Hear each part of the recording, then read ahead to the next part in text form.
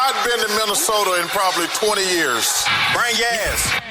Welcome to Flagrant Howls, a Minnesota Timberwolves lifestyle podcast. You want to take this? The Wolves played a basketball game last night in Portland. So what's going on? What's up? I will say, I like the court. That was the highlight for me last night. I know people are ragging on the NBA Cup changing the court. I like that court last night. I thought of all the courts, it was not as bad. I've seen the Wolves court. Though. I've seen the Wolves court for the Cup. I am a bigger fan of Portland's than the Wolves court. Man. Yeah. How big of a buzzkill is it that they're not like mathematically eliminated, but you need to do some major damage in pool play to like losing to the Blazers in the first game of pool play is not a great way to launch yourself into this. I wanted to hang a banner, damn it. That's what I wanted. They're not eliminated, but I wanted to hang that banner in Target Center. So how about the in-depth and interesting discussion between Grady and Peterson, Jim Pete last night, though, about the fact that because the point differential matters in a game like that, you can't just take out, like last night they should have emptied the Wolves should have emptied the bench, right? Which is what we all want, but they couldn't in their minds because the point differential is important here. And as I think it was Finch that they were talking about this, Chris Finch said, let's forget about point differential and do it by how many quarters did you win. So that should be the tiebreaker. Yeah. Wait, so they were down by almost 20 or 18 or something going into the fourth quarter. Then they tried to come back. They won the fourth quarter. They did. Correct. They won the fourth quarter. But what a ridiculous thing to have to it's still a regular season game. So I'm with Finch here. Point differential is the worst thing to decide it by. We will unveil. So on Purple Daily, the three of us every single week during the season do our hottest Vikings takes on Mondays, which during an NFL season, it's easy to just do it the day after the games are played. In the NBA, the schedule, you're playing 3-4 games a week, but we're going to make this a weekly staple starting today, mostly Wednesdays, our hottest Wolves takes. So we will get to those during this episode. But what did you make? I want to ask you guys this. So you got these back-to-back games against the Blazers. The first game is part of the NBA Cup, and then tonight's game is just a regular season game. Right. And the vibe in the locker room, so Dane Moore did an awesome job. Our guy Kyle Tyge is out there too. But Dane was kind of asking around Anthony Edwards and Finch, what happened tonight? And the general reporting from the locker room was the Wolves are very much unbothered by the loss and even the Miami game a couple nights ago. And the message was sort of, hey, whatever, we play him again tonight. Does it bother you guys at all that the Wolves are largely unbothered by the last two games and that the attitude is, whatever, we play the Blazers twice here. We'll get them again tonight.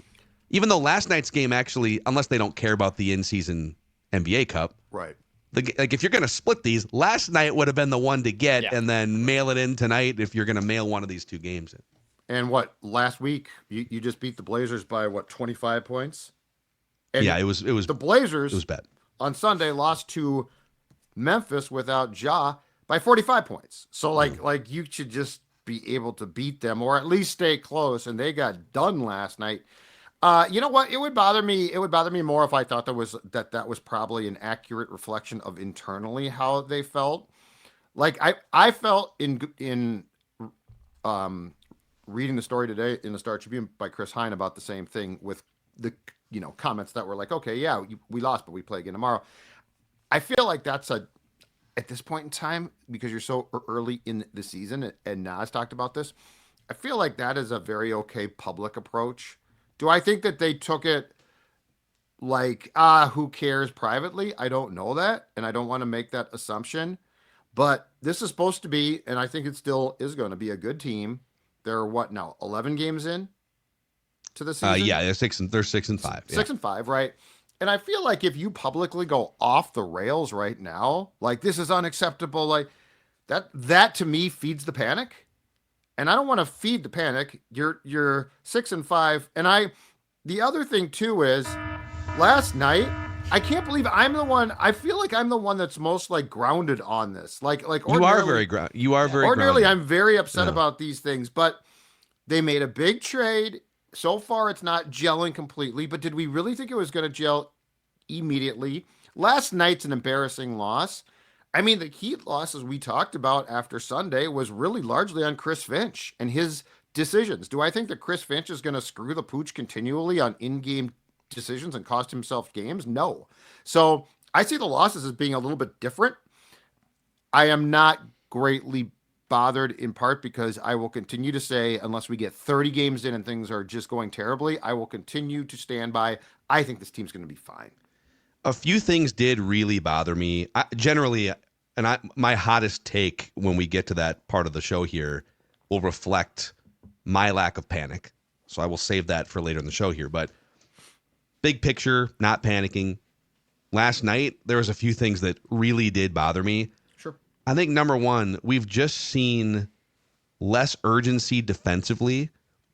And it's not, listen, Cat at the 4 brings a lot of size defensively. He brings rebounding. And so it is a loss to lose his size and his rebounding. I will grant you that. But it feels like when you watch this team, it looks like for at least half of the games they've played so far this year, it looks like they're going through preseason motions. They're just like getting some cardio in. And then you'll see it's very evident when they decide, like in the second quarter, they decided, okay, we're down by 12 or 13. Time to flip the switch with the energy. And boom, now they're playing like hair on fire, up and down defense. And we know what that looks like from the playoffs last year. There was a couple games where nationally people were saying that was one of the greatest defensive performances we've ever seen in the playoffs. Could this go down as the 2004 Pistons? I mean, people were comparing the Wolves' hair on fire defense to some of the great defenses in NBA history. So when they want to flip that switch, Anthony Edwards and Rudy Gobert was just kind of off last night. They can be the feistiest defense in the NBA, but it feels like they know that they can kind of get there, and they did it for 7 or 8 months last season, and it's almost like they just don't want to hit that button yet. That's when I watch the games, I'm like, why aren't you trying to just like destroy the Blazers and force them into turnovers? Speaking of turnovers, the second thing that really bothers me is this is the third consecutive game in which the Timberwolves have turned the ball over 20 or more times. I mean, they're turning the ball over like one in every 5 possessions. You're not going to win games when you have 20, 21, 23 turnovers. And some of it is you got guys that are playing together for the first time. You're also trying to figure out, Mike Conley is generally a responsible ball handler despite erosion in some other areas. And you can put DiVincenzo at point guard. You can put Nickeil Alexander at point guard, but they're not like natural safeguarding ball handlers in the way that Mike Conley is. So that bugged me. Another thing from last night. So this team is getting out-rebounded way more often than they should. And Anthony Edwards, Judd, you and I were in that locker room like a week and a half ago. And Anthony Edwards was talking, I can't remember who they played that night. Was it the Mavericks? It was the Mavericks game. Yeah, the Mavs game that they lost. And Anthony Edwards was talking about, we just got out-rebounded in some key spots, and that's something that I need to focus more on. I'm going to talk to Rudy, and I'm going to put a focus on. And there's a lot of things when Anthony Edwards decides I'm going to put a focus on something, it gets fixed, either in the offseason or in the regular season. Mm-hmm. But he came out a week and a half ago and said, I need to be better at rebounding. They lost Cat. Cat's a good rebounder. Who's going to fill in the gap? Jaden McDaniels isn't grabbing rebounds, although he had 6 last night. Yep. Anthony Edwards against the Portland Trailblazers played 37 minutes last night and didn't grab a rebound? Dude, you're one of the greatest athletes in the modern NBA. It's a huge indictment, and I'm not saying he needs 15 every night, okay? But, you got to give me 4, 5, 6 rebounds against the Blazers. When you get out-rebounded as a team, I think it was 39-32. Anthony Edwards needs to flip some of those rebounds. So that was annoying. And then I would say the only other thing is again, you're playing the Blazers. I get that it's a play-in tournament game, or it's an NBA Cup game. But Josh Minott played 2 minutes. Otherwise, it was an 8-man rotation again last night. So just big picture, not panicking. in the micro, there was a handful of things that drove me crazy last night. Was it the Wolves team of 2 years ago that just that were really bad against sub 500 teams? Like some of the worst teams in the NBA, they had like under 500 record against, and they ended up. But they had like finishing, the best record against the yeah.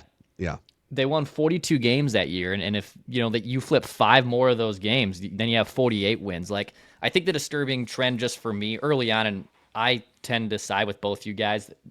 Let's have more of a reaction mark at the 20 game mark of a season. Kind of feels like, hey, what trends are we going in here? Is this a slow start? Is there about to be something that pops off here? Do you figure things out between games 11 and 20? I'm not really panicking so much, but there is something to be said about struggling against bad teams and shooting yourselves in the foot like they did against the Heat on Sunday. Like those are the trends that I don't like, and you have to beat up on like Portland's awful. You have to beat the brakes off Portland, and to just really not show up at all in that first game is disturbing. So my bigger thing is, I'm sure there's going to be defensive trends that they'll have to get better at, and being more engaged, Rudy being more engaged, everyone, the bench figuring things out. However, beat the bad teams, because like those things are what separates you from being, a top 4 seed to maybe having to be a play-in team and having to get out of that. I see 2 things. One is I see a team that is far from gelling, and I get that. The disturbing thing, and this is where, they've won 6 games, so it's not like the Bucks are off to a terrible start, right? So it's not like they've won 2 games. But the disturbing thing that I've seen is that it feels like, and I don't know if this is Ant coming back from the Olympics, I think it's more of a team-wide thing, feels like they still haven't hit the start button from probably the hangover of last year. They worked so hard, and they played a style that I think a lot of folks said that's not really a sustainable, it's great if it is, but it takes a lot to play that style of defensive clamps basketball. And I don't think that's all a Cat thing being gone. I think it's time to start the season, which is again why 11 games in, I hesitate to panic, because I do think there is a switch to be flipped. But I'll also contradict myself by saying at some point in time that gets to be a very dangerous game of chicken. Yeah, and maybe this is a good segue into our hottest Wolves take, because I do want to bring some perspective, some big picture perspective here. But before we get into hottest Wolves takes, Judd, Podrigs is a great place, man. The official brew house of the sports dad himself. Birthday boy today. Exactly right. In fact, you know what? Turning 55, I think I might celebrate with a couple of, I know it's going to shock you, Podrigs Reds tonight, because it's one of the best beers in town. Absolutely outstanding. I've been singing its praises. The lager, also great. They have a really good philosophy, which is, you know what? We just brew beer. We don't try and make 87 different things at Podrigs. We just brew beer, a local craft brewery recreating those Irish and UK classics that are so enjoyable. And if you would like to join in toasting Sports Dad tonight from your home, not my home, your home, then you know what? It's available in more than 80 liquor stores in the metro. I'm hearing it's going to be going wider than that. So if you have not tried Podrigs, definitely do. You will find that because their focus is beer, they brew some of the best beer in town. Also, hey, KS Drywall supporting Flagrant Howls during this 2024-25 season.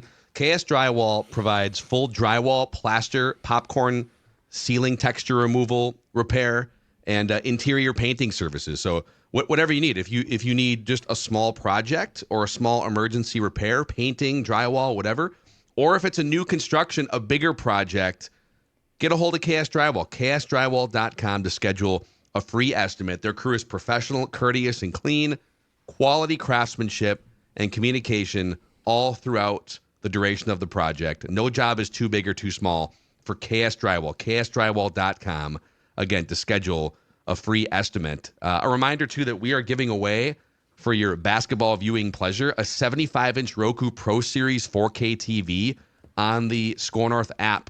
So open up the Score North app. It's free to download. It's a central hub for everything we do here across the Score North network of podcasts. And you can enter to win through listener rewards the 75-inch Roku Pro Series TV. So, okay, I want to throw this one out to start with here. This is the debut of Hottest Wolves Takes on Flagrant Howls. Here's my first one. The Timberwolves will still wind up with a top 4 seed record in the Western Conference by the end of the season. Everyone needs to take a deep breath. Everyone needs to calm down. Some of the reaction I'm seeing is like if you were plopped down and you were to just consume the reaction after these last 2 games, and these last 2 games have been very frustrating. I will grant you that. But if I were to say, hey, you don't know what their record is, just gauging the reaction from what people are saying after these games. They've played 11 games. What do you think their record is based on the reaction?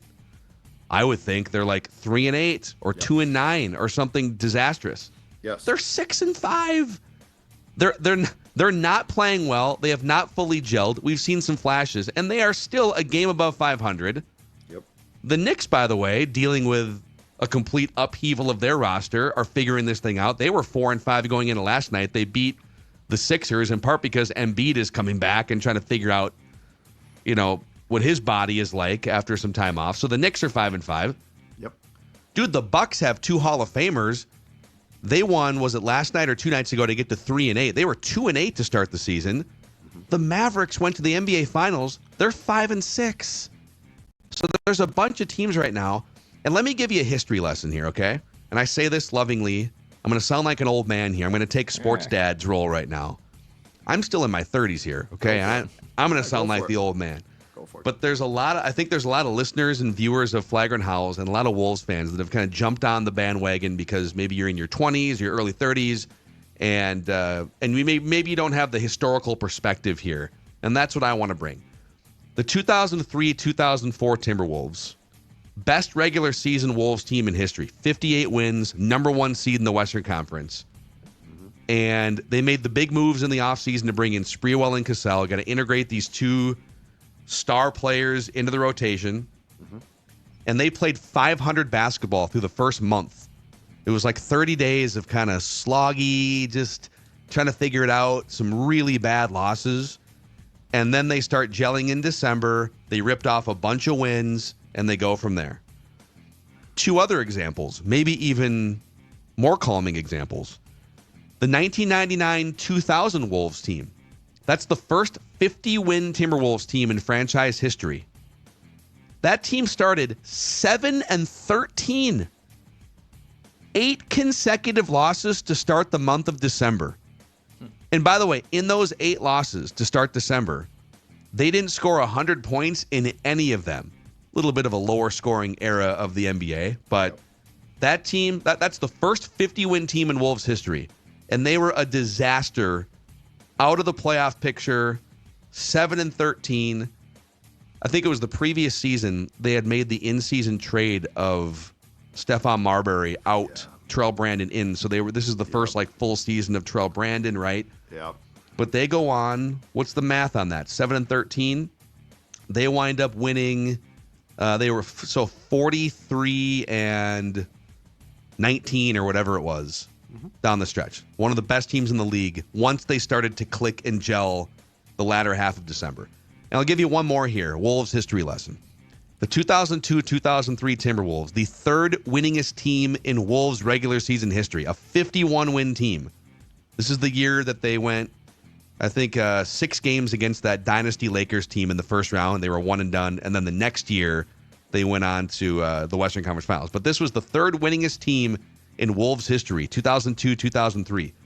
They were 17-16 on January 7th.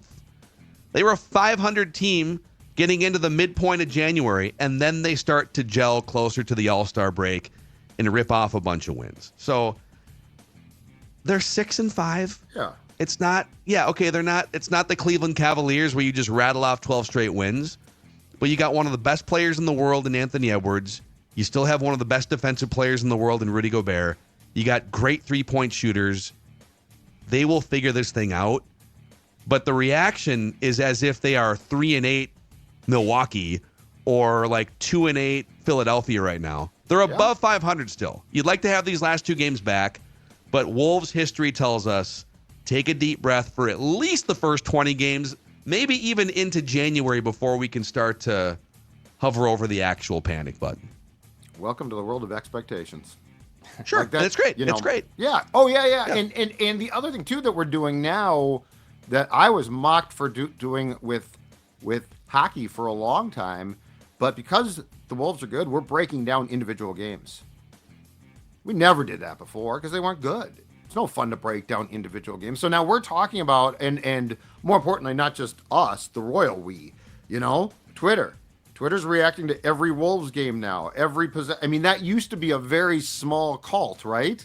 Now it's a lot of people are like, what the hell is this? And they don't look good. They don't look like they have really started the season yet, but they've still won 6 games. Like, I would need to see an extended period because where I'll defend them a little bit too is your identity is not your identity until I see that for a extended period of time. Like, the reason why I would get down on previous Wild teams a lot was that became their identity, and I knew what was coming. In January, if it's like, oh boy, they did it again, then you probably got problems. So yeah. I still think I'm not worried. I still think they're going to be a top 4 team in the Western Conference when it's all said and done. So everyone needs to chill out. I'm not worried about it. I'm not worried about it. Hottest Wolves takes. Who's got next? All right, mine is this. Mine is, I do think this team needs a poke. I do think this team needs, like the car has not started yet. And it's incumbent on Chris Finch to turn the key, or more in 2024 parlance, push the button. You got to push the button. Key has to be close to the car to do that. But here is my hottest take. And I would actually start this tonight. Starting lineup change, okay? Ooh. So I'm just trying to tweak some things here. It's not Jaden, though. I am going to start Naz Reid and have Julius Randle come off the bench. Whoa. I'm going to start Naz Reid and have Randle come off the bench. This isn't not a full... the starting lineup tweak I thought we were going to hear there. I thought this isn't the full... Not Julius Randle is a couple of things. One, I think, is he's struggling a bit to adjust. And I still like him a lot, but you're not getting the bang for your buck yet. And the same is true for DiVincenzo of late, especially. But Naz Reid totally gets it. He is the type of guy that I think if you put him in a starting role, he obviously is going to be good. He's going to be fine. And I'm not looking to like bench guys as far as not play them, punish them. I'm just looking to take the proverbial twig, the meme, and say, okay. wake up. And I think Naz Reid, he's a professional's professional. I love what he brings. I think that he would thrive. And it's just a little bit of a tweak that would send a message. It might be short term, but I think you need to do something like that. So it's not like bench Julius Randle and start Josh Minot or something. But Naz Reid, I think, would be the ideal guy to flip for now. Interesting. I mean, I would be careful with Julius Randle in that regard. I think he can be a little bit of an interesting personality and can be a little cantankerous, but he also respects Chris Finch. The lever now last night, of course, the bench was a disaster. Usually it's been kind of the opposite where the bench kind of bails out the lifeless starting lineup combination. Conley knocked down a couple of threes and was more of a connector last night. If you're gonna make a starting lineup change, though, I think Conley would be the first guy to. All right, we're gonna make this official here. We're gonna bring you to the bench. You're gonna come off with the second unit. Yep.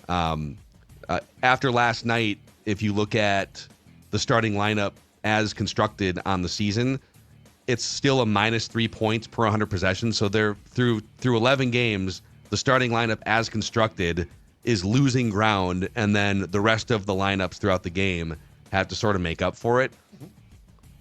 But I think, man, Chris Finch likes he's very patient. I know. He likes to give things time to marinate.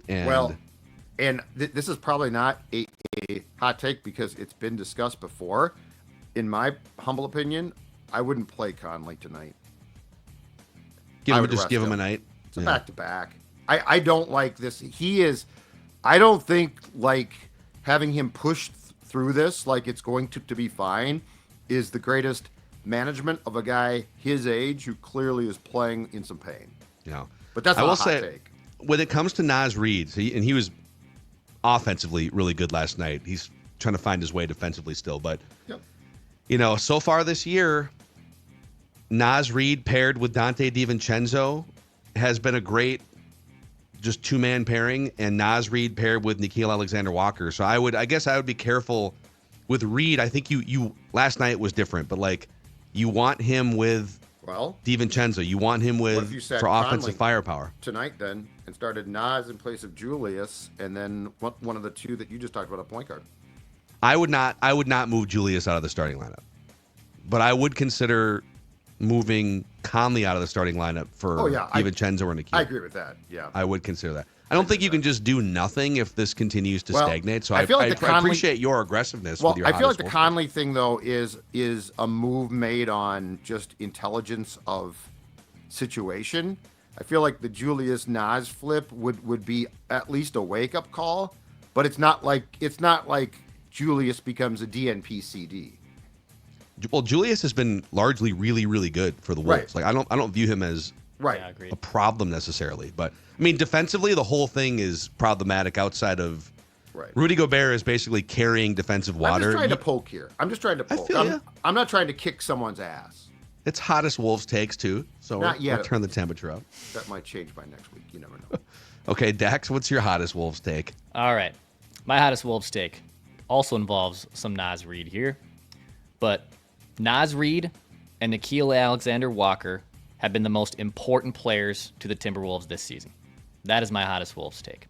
So yes, Anthony Edwards is a superstar. Rudy Gobert is even showing a little bit more offensive firepower, hitting his free throws, which is huge.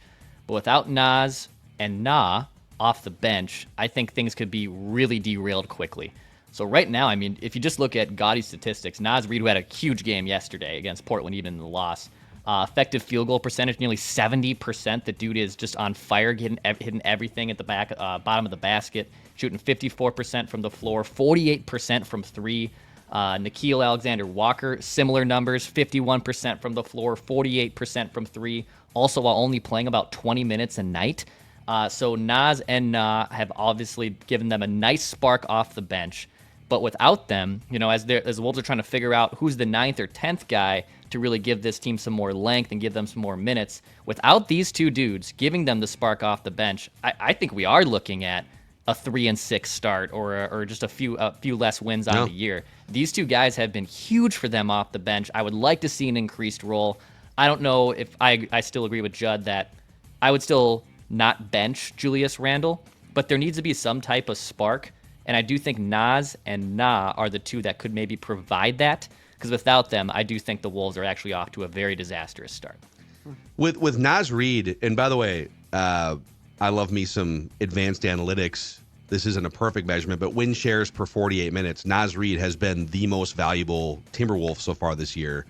But you have to figure out, as has been the case throughout his entire career, everyone always clamors for like 34 minutes of Naz instead of 23 to 24 minutes. Sure. But in the 24 minutes that he's been giving you the last 3 years, he's been one of maybe the best bench player in the league, like sixth man of the year.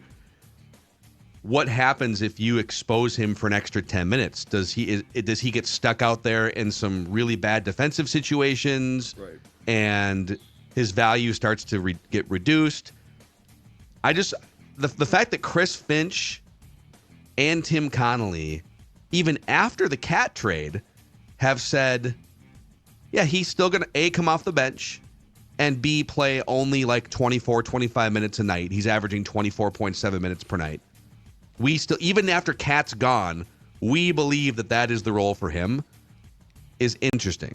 That they wouldn't look to, because you could easily still start Julius and have him play fewer minutes, but they've got Julius playing 10 more minutes than Naz Reid. And so these are smart basketball people telling us, without telling us directly, we love Naz Reid for 25 minutes. If you guys get what you want, which is more Naz, 33, 35, 37 minutes of Naz Reid, you're going to see diminishing returns. That's sort of the signals that I'm reading from Chris Finch and Tim Connolly. And my suggestion is not like in perpetuity change things. Mine is just provide a little bit of a nudge. So, like, I'm just trying to change things right now because I think it's fair to say that so far this team has looked lethargic. and there's more there. We know that. So I just want to push. I want to give them a push, and what we're seeing from Finch, and look, he is a really good coach, and Tim Connolly is really good. But I think what we're seeing from Finch as sort of a tell that's mildly disturbing goes back to what you said earlier in the show, Phil, which is he seems very slow to like make changes or adjust things. I think after last night, again, just turn the knob a little bit. Yeah. Just turn the knob. I'm fine with generally being patient. But I'd still disagree with I would not swap Randall for Naz.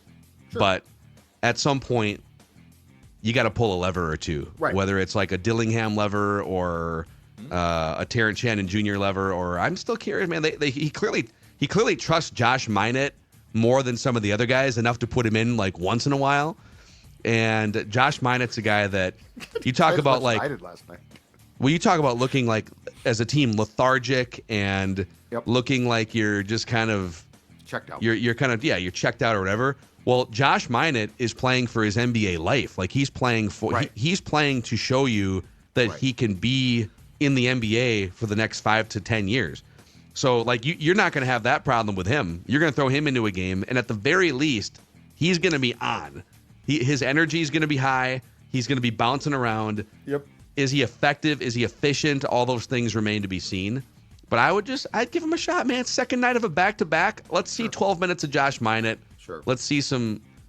I like your idea of Mike Conley. Listen, man, why don't you enjoy the sights and sounds of the Pacific Northwest? Well, just dude, you got to rest. Like they have to rest him.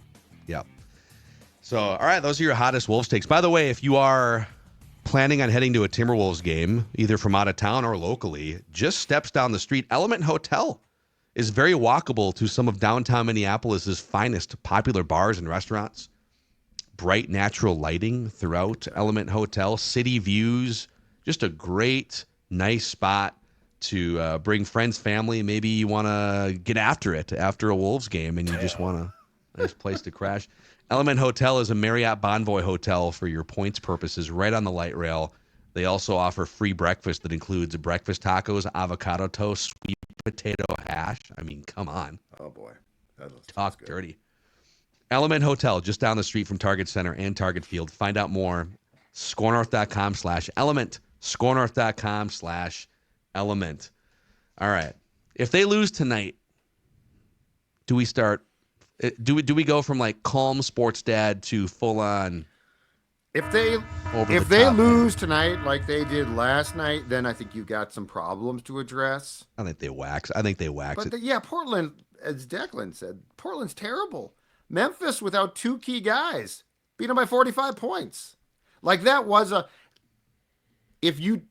I would guess that Chris Finch privately did not take that loss well because of how it looked. It was a terrible loss.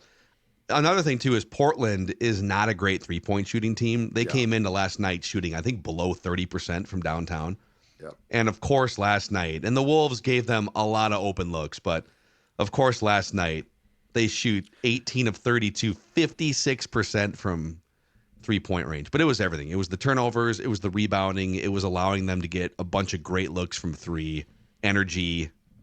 Come on, guys. Yeah. Yeah, and I think, in retrospect now, I think this Wolves team is probably not as mature as I assumed. Yeah. Like there needs to be a maturity, and probably part of the problem too is because he's not playing well for the most part.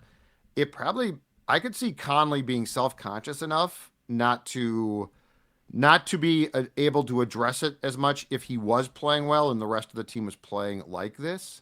Because it's not like, if you're going to lead, it's very hard if you're struggling to then get on guys.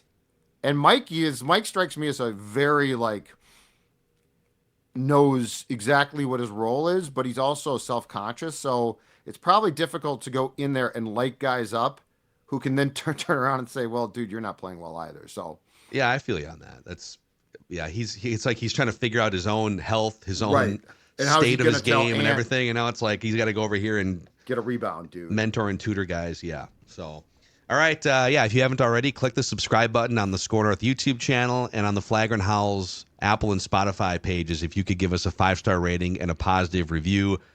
Tomorrow, our guy Kyle Teige will check in after being at the arena for a couple of nights. Flagrant Howls, your favorite Timberwolves lifestyle podcast.